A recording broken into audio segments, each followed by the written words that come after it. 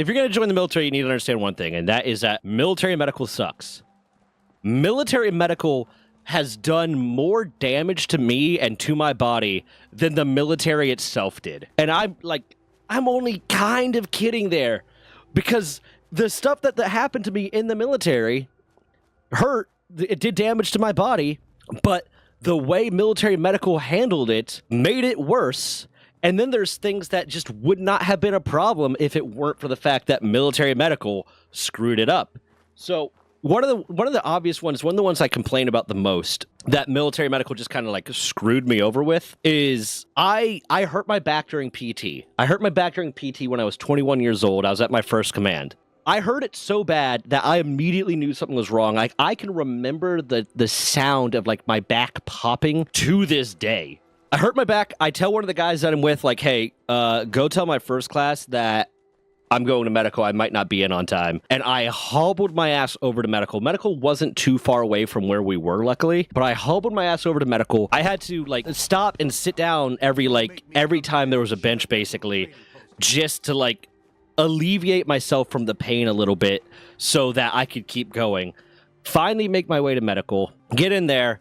Luckily, it was in time for sick call, because I don't know if the Navy still does it. At least my medical at my second command stopped doing sick call, because it used to be from like 7 to 8 there was sick call. So if you didn't have an appointment but there was something wrong, you could go to sick call and be seen immediately for whatever that's wrong. So I managed to make my way to sick call, check in, like, hey, I hurt my back, something's wrong. I can't walk. I'm in such intense pain that I can't walk. And then the HM that was checking me in, or that wasn't HM, the girl that was checking me in was like, well, you walked in here, so you can walk. I'm like, it hurts a lot to walk. I'm having trouble walking. I am in incredible pain. Like, okay, well, we'll see you. I sit down, I wait for however excessively long it took for the doctor to actually see me. I see my PCM. My PCM is a PA, and he says, well, you're probably just having muscle spasms. You'll be fine. You'll be fine. Don't worry. It's not a big deal. Okay, he gives me some pain relievers, some muscle relaxers, and a lidocaine patch, and gives me 1 day of SIQ. But because I had an SIQ chit, and I had to turn the SIQ chit into my leadership, had to walk my ass upstairs. I took the elevator, but I had to walk to the building, get in the elevator, walk all the way to my workstation, and give my boss my SIQ chit and say, hey, I'm not going to be in today or tomorrow. They gave me muscle relaxers. They gave me lidocaine patches. They didn't really do shit. I was still in intense pain. Like, the next day, I was still in pain. And luckily, this happened on a Thursday, so I had Thursday off. I had Friday off for the SIQ. And then by the time I came back on Monday, I can at least walk, but I was in intense pain. I go back to medical, and I'm like, hey, I'm still in a lot of pain. I can walk, but I'm still in an intense amount of pain. And they're like, it was just a muscle spasm. It's gonna hurt for a little bit, but if you can walk, you're fine. You can go to work. You'll be good. Okay, cool. Over the course of a week, I finally get to the point where I can kind of walk again. I'm fine-ish. I'm still in a good bit of pain. I'm working out less. I'm not working out the same way I was because I'm trying to protect my back. I can't run because if I run, it's putting all this pressure on my back and it hurts a lot. About a month later, I have another day. I just wake up. I can barely walk. Like, I'm hobbled over again. I'm bent over at like a 45-degree angle, barely able to walk. I'm in intense pain. I go to medical. I'm like, hey, I just woke up today. I'm 21 years old. I just woke up today, and I'm in intense pain. I could barely walk. You'll be fine. If you're able to walk in here, you should be fine. Here, we'll give you more muscle relaxers. We'll give you more lidocaine patches. It didn't work last time. Like, is there, like, can you get an X-ray? Can we figure out what's wrong? They're like, no, it's just muscle. It's muscle spasms. Like, and the doctor says to me, you're 21. The likelihood of you having any back issues is so low. It's not a problem. You're having muscle spasms. You're fine. Fine, cool. They gave me the old, just walk it off. You'll be fine.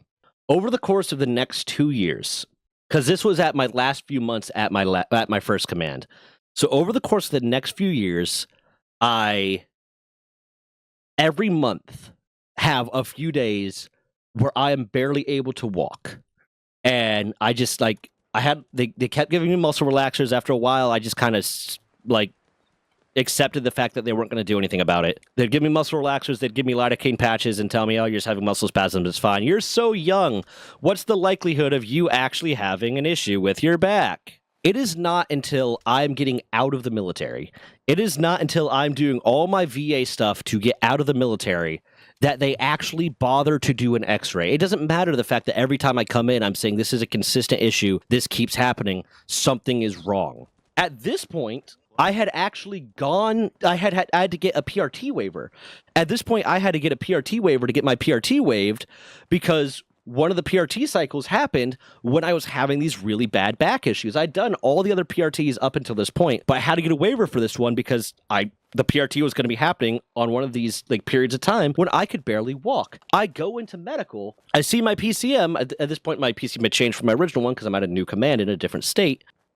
I go into medical, and when I check into medical, I'm like, "Hey, I need to get a PRT waiver. I'm in intense pain. Like I'm in really bad pain. I have a back issue. I'm in really bad pain." I'm talking to the HM. He brings the like lieutenant commander that is the military doctor that is my PCM in, and this dude looks at me and is like, "So you're trying to get a PRT waiver, huh?" Yeah. It's like, "Why do you need a PRT waiver?" I'm like, my back, I'm in intense pain. I could barely stand up straight. Like, I'm not going to be able to run. I'm not going to be able to do push-ups or curl-ups. I'm in really, really bad pain. I was like, "Oh, it's funny.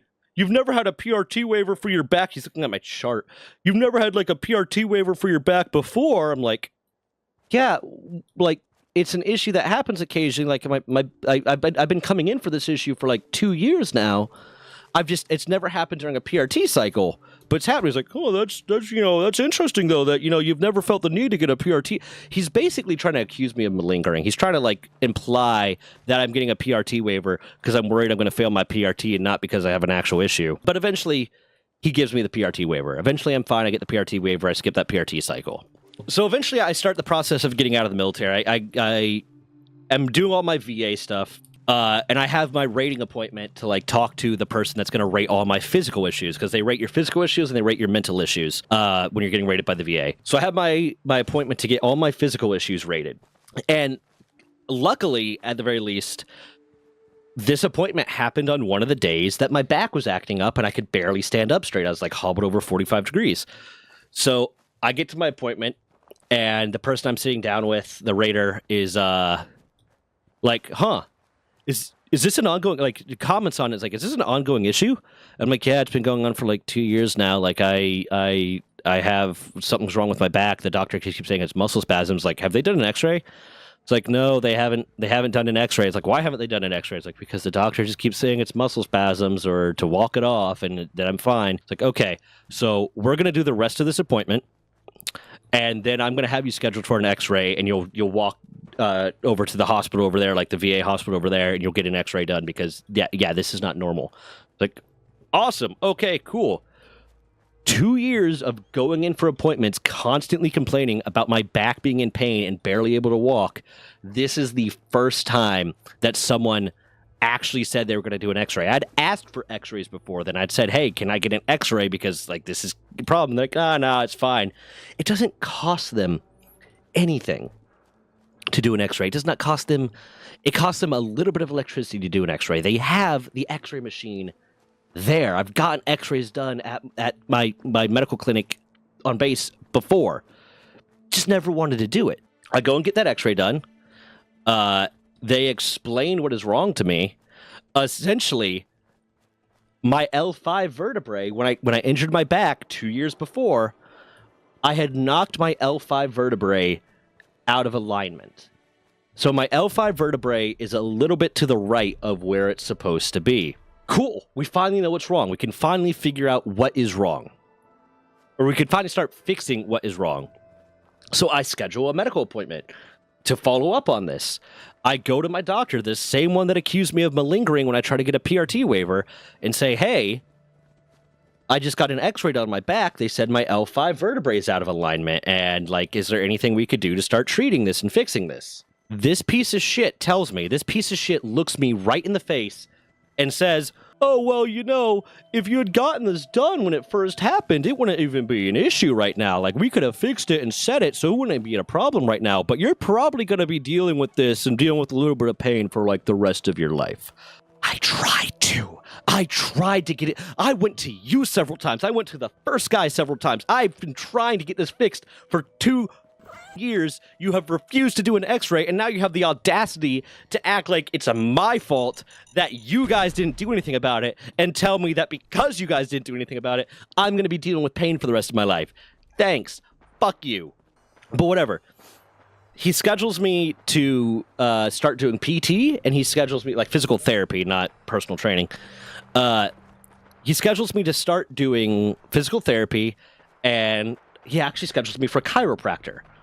So I start doing the physical therapy stuff. I go to the physical therapy appointments. They're kind of... It's nothing they were doing seemed related to my back at all. Nothing they had me doing was related to my back at all. And then, like, physical therapy appointment was, like, maybe 30 minutes long. And they're like, okay, just do this stuff at home. It's like, okay, so I started doing that. But I go to the chiropractor. Now, this is amazing. I go to the chiropractor, and the appointment lasts less than 15 minutes. I get in, I wait, he puts me on a table, bends my body, and, like, I'm laying on my side, he bends my body in, like, a weird way, puts my leg in a weird way, and just, like, kind of cracks my back with his knee, flips me over, does it again to the other side, and I walk out of there in no pain at all. I feel great, and that lasts for about a week or two, and I have an appointment with this guy scheduled for every other week. Now, what this chiropractor tells me is, okay, after these appointments, I want you to go to the gym, and I want you to do these lower back strengthening exercises, because what the hope is that I have just corrected your spinal position. I've corrected where your spine is. The hope is that if you do these lower back exercises, you will strengthen the muscles around your lower back and around your spine, and it will hold it in position and stop you from damaging it further, and maybe relieve the pain more long term. Like, okay, awesome. So I go to my chiropractor appointments, and then I go to the gym and I do these lower back exercises. Someone from my command sees that I am going to the gym and doing these lower back exercises, doesn't talk to me, doesn't communicate with me, goes to my Master Chief and complains to them that, hey, so Johnston had a PRT waiver and didn't do the PRT this cycle because he had some back issue, but I see him in the gym doing these lower back exercises. My Master Chief talks to my chief. My chief pulls me into his office and says, hey, so we heard that you've been going to the gym in the mornings. I was like, yeah, I'm going to the gym. It's like, well, you got a PRT waiver for your back. You shouldn't be going to the gym. I was like, and I explained, my chiropractor said that, like, I need to go, after my chiropractor appointments, I need to go to the gym and train my lower back because it's going to fix my back. She's like, I don't care. Master Chief says you can't go to the gym.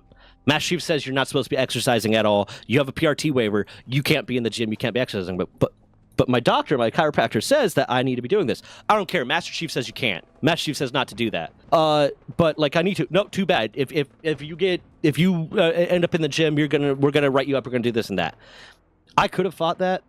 I could have fought that more and gone through this whole hassle of, like, well, technically, my doctor's saying to do this, and I'm LLD right now, so I have to do what my doctor says, and blah, blah, blah, blah, blah, blah, blah. But it would have been all this extra grief that I didn't want to deal with. There's a texture wrong there.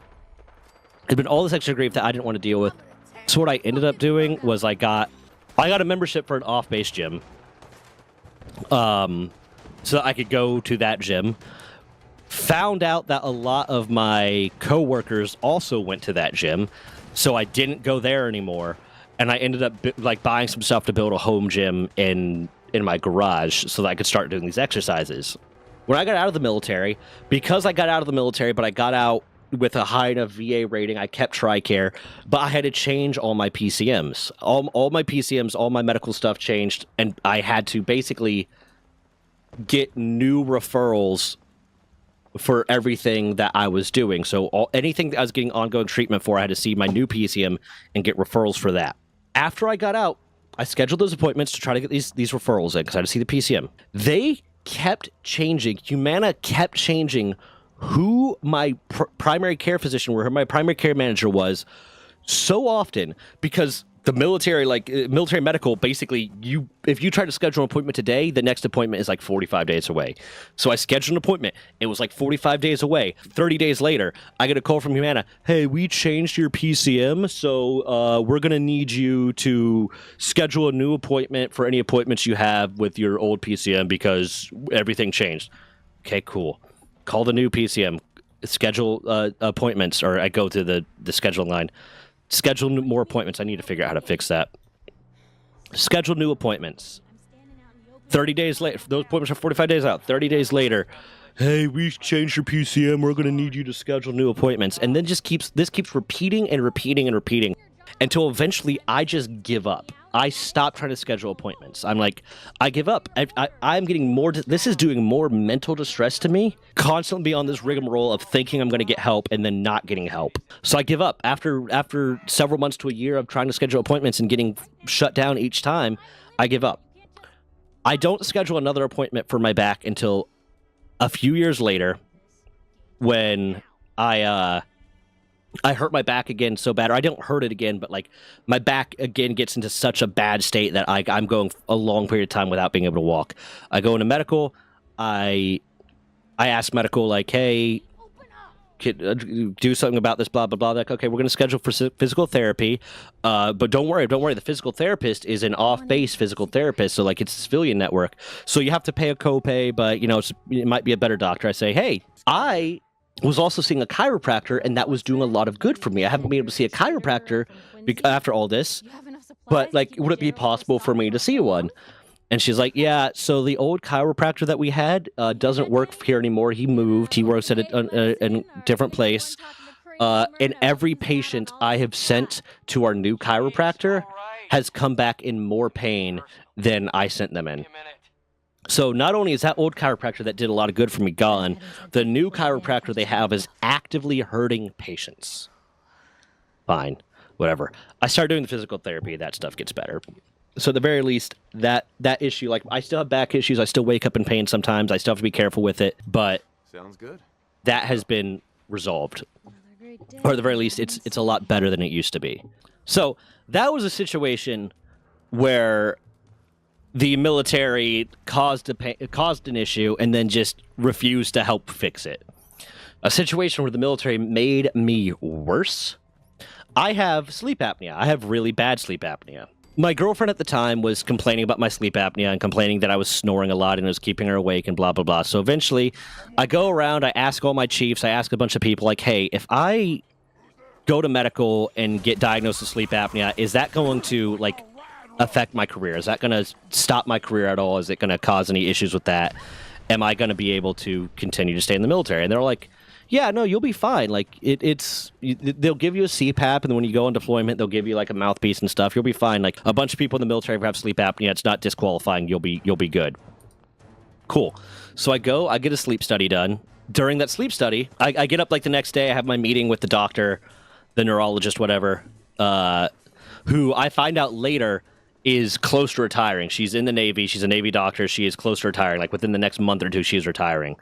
I have the meeting with her, and she explains that, so I definitely think you have sleep apnea, but you technically are rating too low on this scale for you to have sleep apnea, for you to technically have, for us to diagnose you with sleep apnea. But you put down on your intake document and stuff that you're falling asleep a lot, you're excessively tired during the day, because I was getting such poor sleep that if I wasn't actively doing something, a lot of times I'd fall asleep. Like I fell asleep mid-conversation with my girlfriend at the time a few times. But she's like, okay, so we put you down on this, so we're gonna treat that. We're gonna try to treat your sleep issues so that you'll get a little bit of better sleep. By the next follow-up appointment I have, it is a different doctor. I find out later that my first neurologist had written down that I had hypersomnia, which is basically narcolepsy. I have hypersomnia because I have sleep apnea, and but she didn't write down sleep apnea anywhere on the document. At the time, until recently, till the last few years, I was not diagnosed with sleep apnea. So the new doctor sees hypersomnia, decides to start treating me for hypersomnia and narcolepsy rather than just treat my poor quality sleep in some way that might be effective. Starts treating me for narcolepsy and hypersomnia. Since I didn't have narcolepsy, at least not in the way that she thought I was and was treating me for. Their treatment for hypersomnia, their treatment for narcolepsy gave me insomnia. So now I am a person that is incapable of sleeping unless I take medication, and not melatonin, not anything light like that. Like for a while I was on really, really heavy medication that would knock me the fuck out. And I had to eventually get them to stop giving me that because the other side effects were so bad. Like they had me on one that would relax me so much that my throat would start to close up and I would have trouble breathing and would start like feeling like I was suffocating. Like I felt like I was being choked to death and was suffocating every time I tried to go to sleep. I'd have trouble swallowing like any spit that built up. So I felt like I constantly, it got to a point where I went to bed every night feeling like I was going to die because of this medication.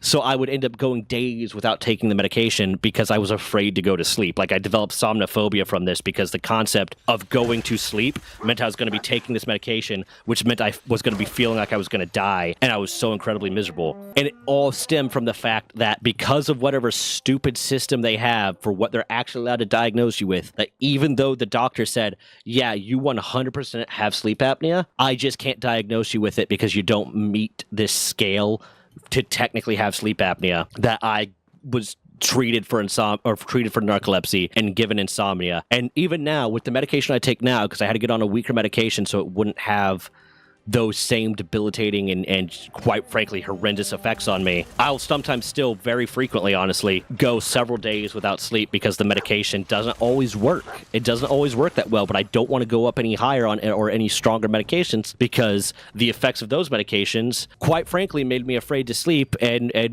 put a lot of dark thoughts in my head of, I've said it before, if I were to ever decide to quit,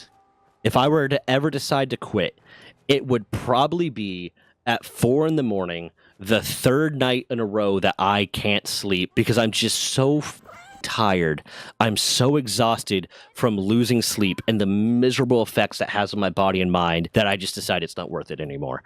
And the military did that to me because they couldn't properly treat a issue that they should have been able to treat because they f***ed up somewhere along the road because they didn't understand what they were doing and wrote something down wrong, and then there wasn't enough of a crossover, there wasn't enough notes, whatever happened that caused that failure in communication where they decided to treat me for a condition that I did not have. So that's one of the great ways that they made me worse. Military medical actively made my health worse, so that's lovely. And there's other issues and there's other stuff too that are just like, hey, they didn't treat something that they should have treated. For instance, I also injured myself during PT one time. We were doing a sports PT because like once a month we would do sports PT where instead of like whatever PT, we'd get together and we'd play like football or gator ball or something else. And during one of these days, I went to grab a ball, slip. We're playing like gator ball, which was like football and soccer combined together. I go to catch the ball. It rained either the day before or earlier in the day, so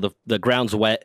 I slip, I fall, I catch myself on my hand in such a way that like f***ed up my wrist, like twisted my wrist real bad, and like it hurt a lot. So I end up having to go to medical for that. And the dude just says, yeah, you probably sprained your wrist a little bit. Just, lay off it for the next few weeks until it stops hurting. So I had to stop working out again. But I lay off it and it starts getting a little bit better. But then, like, occasionally just start acting up.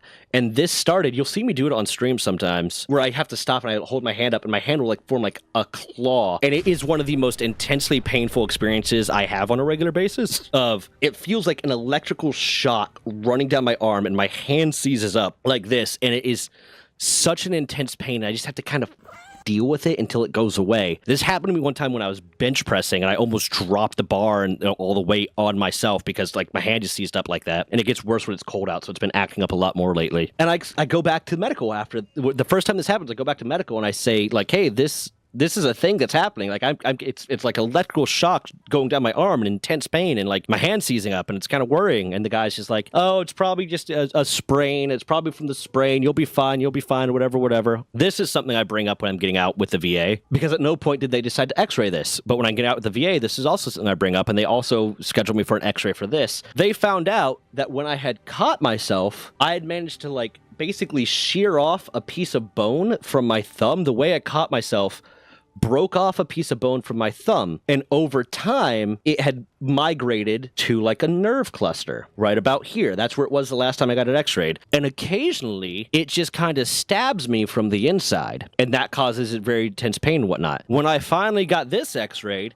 they also said to me, wow, if this is something that you had gotten treated when it happened, it would be fine. But right now we can't really do anything about it. If we did surgery, we might be more likely to do long-term damage to your hand because where it is, it's near a lot of nerves, so we might end up doing more damage. So right now, it's not worth it to do surgery. But if you had gotten this done right away, we could have removed it when it was in a less detrimental position. And again, it's like, this is something I went to you guys about several times, because over the course of the years, whenever this would happen, I would go to medical like, hey, this is a thing that's still happening. This is really bad. I don't like this. Like, it's nothing. Don't worry about it. You're fine. The other way that I'll talk about that military medical fucked me up in the long term because they did not treat an issue the way they should have. For a very long time, I got frequent chronic prostate infections. Effectively what happened, and this is any men out there, like, be aware, if a man gets a UTI, we tend to need more aggressive treatment for it than women do. But the standard for treating a UTI is oftentimes based around the treatment they give women, because women tend to get them more often. So I got a UTI, went into medical for it. They treated it, but they treated it in the much less aggressive way they would treat a UTI for women. So after a while, it developed into a prostate infection, because if a man has a UTI that goes untreated, it can develop into a prostate infection. Now, the symptom for a prostate infection over a UTI is terrifying. Effectively, the symptom for a prostate infection over a UTI is blood coming out in a fluid that blood should not be in. And that's as much detail as I'm going to give for it. So I go to medical. I say, hey, there is blood in my juice, and I don't think that's a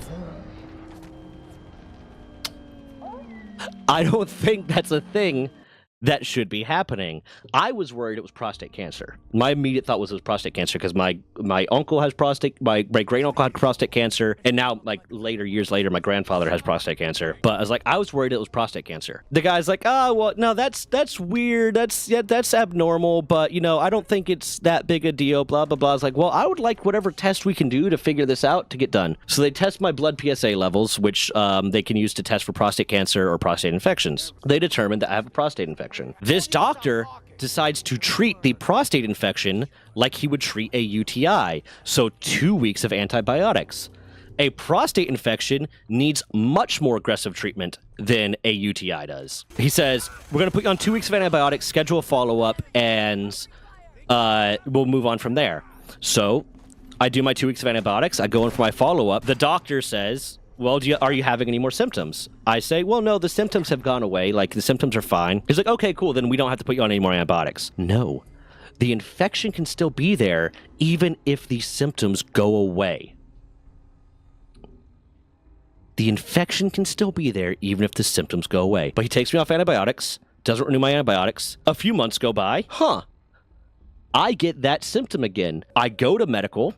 I schedule an appointment immediately. Actually, I went to sick call because I didn't want to wait for scheduling an appointment because that could take forever. So I go to sick call. I say, hey, there's blood in my man juice.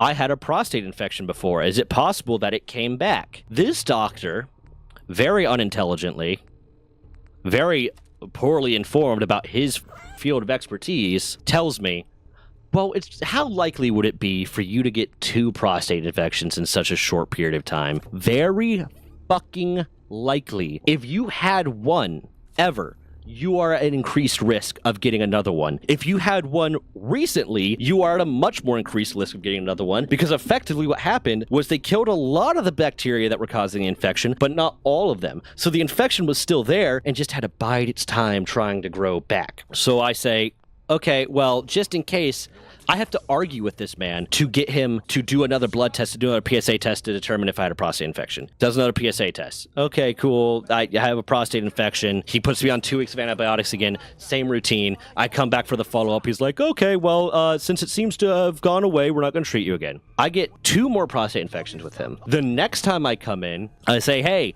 doc, I have a prostate infection. I don't say, like, oh, I have this symptom, but blah. I just straight up say I have a prostate infection. Like, well, how do you know I have a prostate infection? I was like, because there's blood in my man juice and there shouldn't be. And this mother implies I'm like 20, 19 or 20, I think I'm 20 by this point.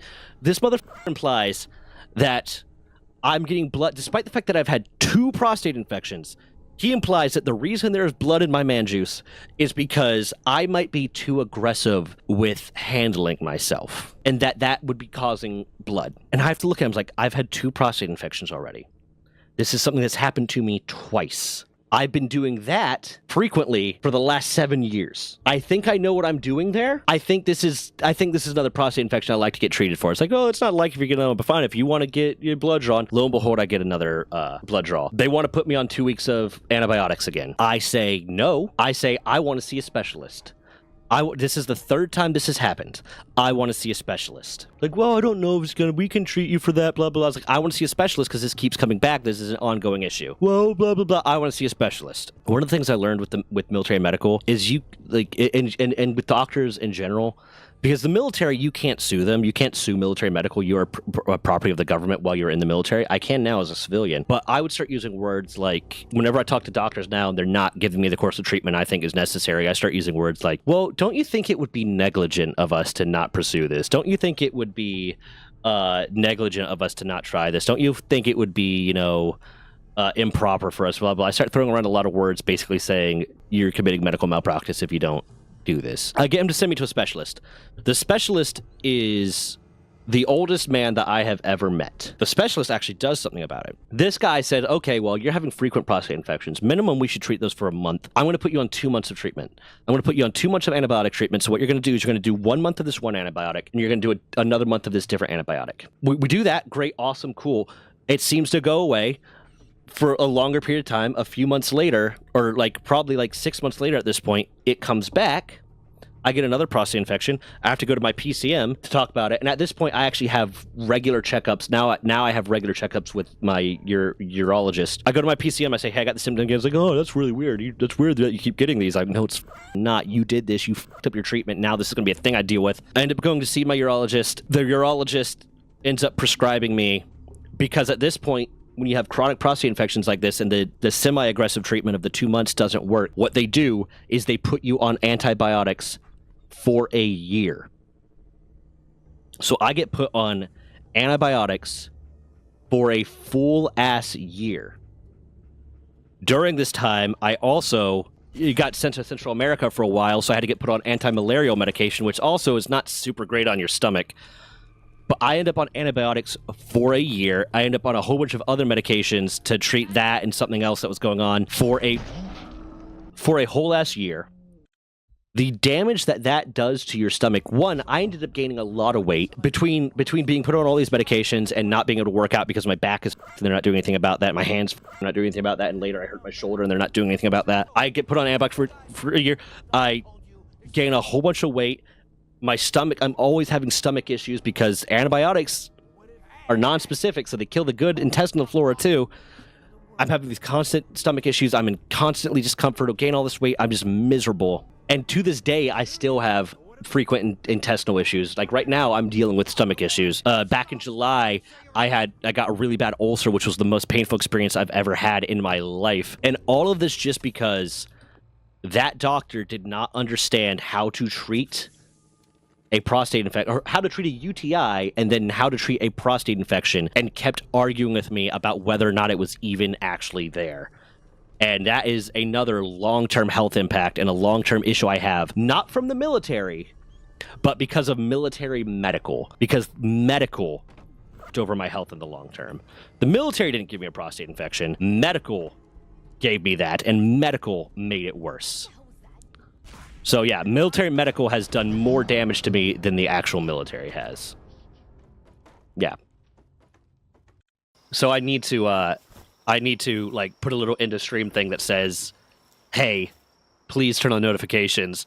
It would really help, because it would. Like that, being able to get those views within the first hour or two does so much more for videos, like how much they push the video, how much they show the video. and putting a like on it and putting a comment on it. All those engagements help, but getting those views within the first hour or two would help so much. So I just need to figure out the best way to ask people to do that, because I feel really weird about it. I feel like it comes off as disingenuous when people like interrupt the video to be like, hey, please remember to turn on notifications. But also, like, it's what YouTube is telling you to do. It's what all the other streamers or all the other content creators are telling you to do, because you don't think about it.